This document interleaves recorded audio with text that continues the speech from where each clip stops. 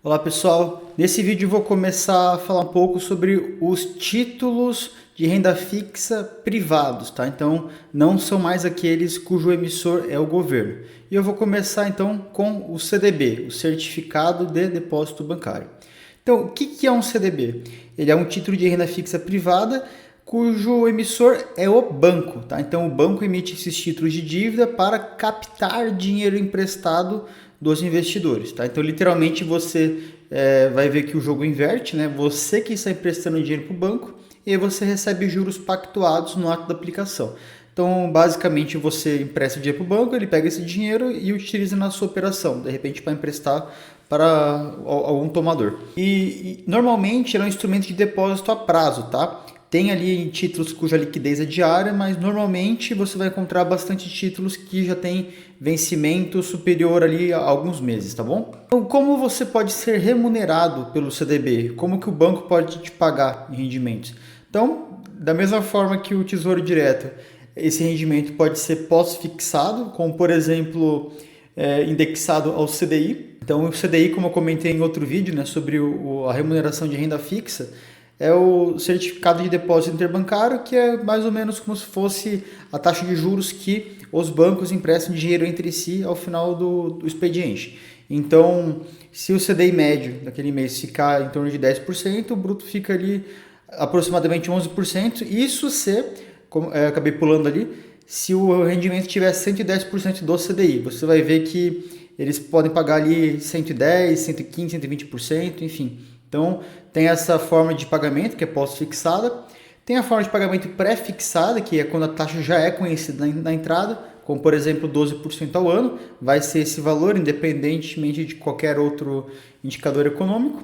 Ou também pode combinar ambos, né? Pode combinar, por exemplo, indicador de inflação, mas uma taxa específica, né? Então, assim você consegue equilibrar um pouco, tá?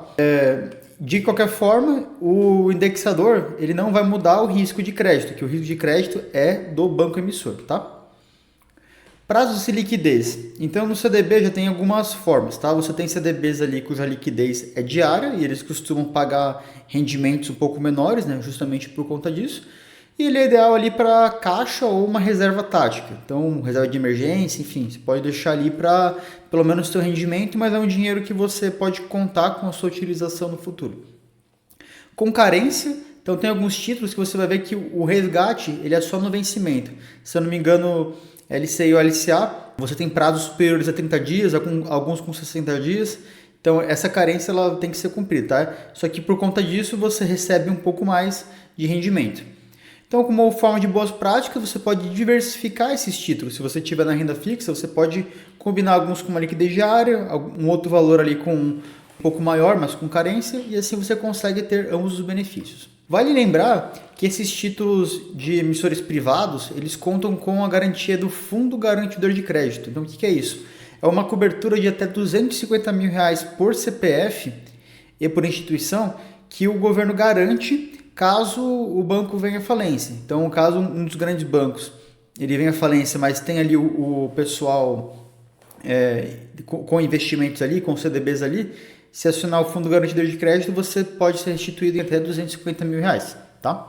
Produtos cobertos são CDB, LCI, LCA e entre outros aqui que não convém ficar falando agora, tá? E como funciona a tributação? A regra vigente para hoje é como comentei nos outros vídeos da tributação de renda fixa, que é o imposto de renda regressivo sobre os rendimentos. Então, quanto maior o prazo que você tiver com o seu capital aplicado, menos imposto você vai pagar. Essa é a essência da tributação regressiva. E o IOF também a partir de 30 dias, tá bom? Então, se você retirar esse valor ali acima de 30 dias você não paga IOF. Riscos, então. Você tem risco de crédito do emissor, que é quando o banco não honra o pagamento, tá? Então, se o banco quebrar, quando você vê um CDB ali pagando um valor muito alto, já é para ficar um pouco atento, porque tem o risco do banco não pagar caso ele venha à falência ou tenha algum problema financeiro. Risco de liquidez, caso você coloque um investimento num título que demore para você poder sacar, se você precisar, pode acabar tendo prejuízo. taxa de juros, caso os juros, né, não sejam superiores à inflação, por exemplo, você também pode ter algum prejuízo, bem como o CDI também. E se você estiver investindo mais de R$ 250 mil, talvez seja interessante você distribuir um pouco os seus investimentos. Tá? Então eu recomendo utilizar o CDB como reserva de emergência, principalmente aqueles com liquidez diária, para objetivos de curto e médio prazo também, com uma carência um pouco maior.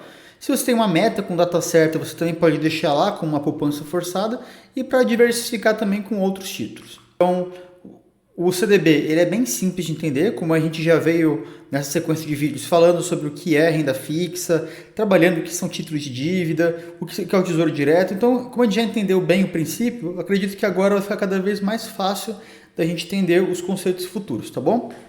Lembre sempre de escolher o investimento conforme os seus objetivos e também respeitando o fundo garantidor de crédito, caso você esteja investindo acima de R$ 250 mil. E também uma observação que eu coloquei, que em 2025, nesse momento que eu estou gravando o vídeo, o imposto de renda ele é regressivo, mas em 2026 pode ser que tenha um imposto único, tá? Isso é uma medida provisória, ainda não está nada definido. É bom ficar atento. Caso tenha ficado com uma dúvida, queira entrar em contato, segue então o QR Code na tela e nos vemos no próximo vídeo. Muito obrigado.